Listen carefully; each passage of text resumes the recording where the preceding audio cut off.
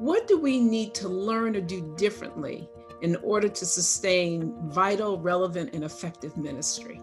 I think we've got to get back on the ground and get out of our offices, get out of our pews. Sunday morning should be the time where we get what we need so we can go out. And I think that the activity needs to be more Monday through Saturday of how we are advancing the mission of Jesus, how we are helping people experience Jesus' love, how we are telling the story of what God has done in Jesus and inviting people into it. That's got to increase. The vigor has got to return, the passion to invite people to the table, because the Holy Spirit is pursuing every single person on the planet. We've got to get back to that passion. And in some ways, it does require very specific people, I think, being involved in the business side of the church. I love the business side of the church, but I think we're too preoccupied with it. And some of that preoccupation, I think, is that maybe there are too many people involved in it. And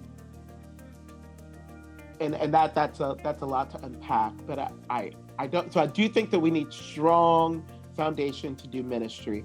But I think the encouragement needs to be getting people out into the world, getting people out into the field. And so the encouragement, the compelling vision needs to go back to individuals on the ground, go back to asking the question, what do people who are hard of hearing really need from the church? And then people going there, centering their needs and desires and their hopes and concerns. And somebody in a room somewhere working on the finances to make that happen. But we don't all need to be doing that. We need to free people up to be involved in ministry again, on the ground where the people are. And this is what I experienced in campus ministry. My privilege as a campus minister is that my job really is to be where the students are. My job is not to be in an office somewhere, cooped up, waiting for students to come to me. My job is to go to where the students are. And when I talk to my clergy friends, they want to do that kind of ministry as well, but they feel like they have to stay in the office. And man, whatever we can do to get the clergy out of the office, and whatever we can do to get the laity out of the pews and on the ground, walking in on Sunday with our hands dirty because we've been out there in the world doing the work. Whatever we can do to make that happen, I think leads us into a hopeful future. What a wonderful vision of the church. So let me push you a little bit. You mentioned the business side of things. What are the priorities that must guide what we stop doing, what we start doing, and what we continue doing in the next year or so? And I really want you to start with, what do we stop doing?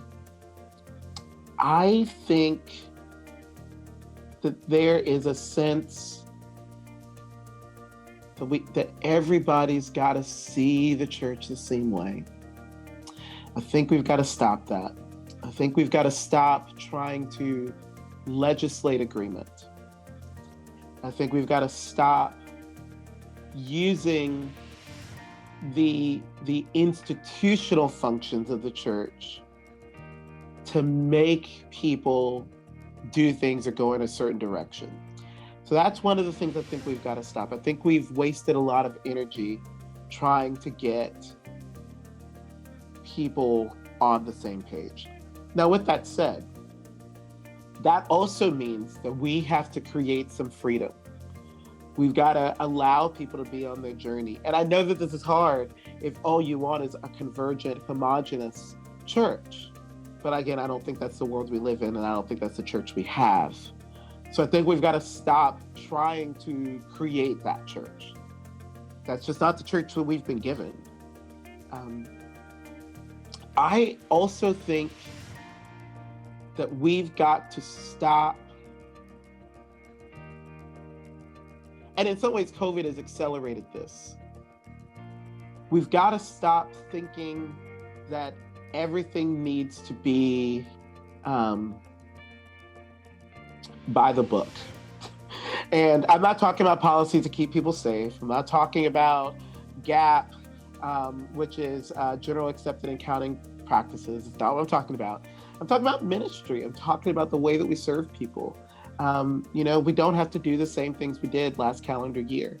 We don't have to continue to approach certain things like small groups the same way. We can actually rethink them. We need to stop thinking that Sunday morning is the best time for worship. And I don't want to call it tradition because I'm not trying to dismiss where we've come from. But where we've come from are people who said, you know what? Only doing ministry inside the Anglican church isn't working. Somebody needs to stand on a grave in the middle of a city and preach the gospel. That's the energy that we want to adopt, which means that we have to stop limiting ourselves to what's always been. What do we start doing and what do we continue doing in the next year? Yeah. I think we start receiving each other. I think that's one piece, that we really started receiving each other as a connection, a holy connection, and not receiving each other as in camps and positions. I think we do have to start receiving each other. That's work for everybody to do. And some of that is going to be the inner work of removing bias, the inner work of dealing with ways of how we lead and how we interact with people. I do think we've got to start receiving each other. And I think that means taking people's fears seriously about being received and doing what we need to do to alleviate those fears. When someone's afraid to talk in church, that's a problem for us. When someone's afraid to say what they think in a group of Wesleyan Christians, that is a problem for us. And so what we want to start doing is getting to those relational issues. Because I do believe that in a divergent culture, everything rises and falls on relationship, not on winning and losing, and not even on influence. Everything rises and falls on relationship. So I think we've got to start investing in relationships more and doing what we need to do to make sure that part of our value system is the connection. That's one thing I want to invite us to start doing. I want to invite us to start releasing people to really try new things in ministry, to endorse new ideas around ministry. We've got in Florida, as well as the other conferences, the Fresh Expressions movement, which honestly has some ideas that I'm like, really? But here's the deal. We will never know how God is moving in a space until we get in there.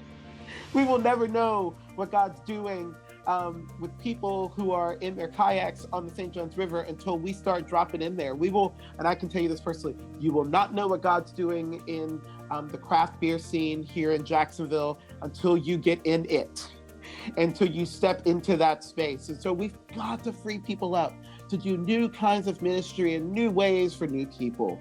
That's one thing we've got to start doing, and we've got to be okay when things don't happen the way they've always happened. And I think we've got to start rethinking what our metrics are. And again, this is where I am not so much concerned about how many people are in a congregation on Sunday. I'm really concerned with how many people get pastoral care quickly. How many people know that there is a person in the church that's a little further along on their spiritual journey that they could reach out to, and within a couple of days, they get some connection. They get someone praying for them and listening to them and listening to their story and counting it as sacred. That's the stuff I'm interested in. I'm not so much interested in how many small groups you've got. I'm interested in how many people, particularly lay people, are discerning their call, the reason why God put them on the planet, and they are saying, yep, this is the call I've been given. And like Paul says to Timothy, it is my job to stir up my gift and to be faithful with this thing that I've been entrusted. Those are the things that I want to see us lean into when it comes to metrics. How many people are in a room? I mean, in the age of COVID, that's a bad metric anyway. But even before, it probably wasn't a great metric either. It probably gave us a story that wasn't really true. And I think all of this really comes down to the ways that United Methodism may need to go back to a more in-person, and please don't hear me say in-person as a knock to social distancing and quarantine. We ain't there yet, but we need to go back to this in-person, one-on-one, direct pastoral understanding where people with pastoral leadership know their people by name and know where they are. And that may mean that we need more people in pastoral leadership than less. But I think that those are things that we should start doing.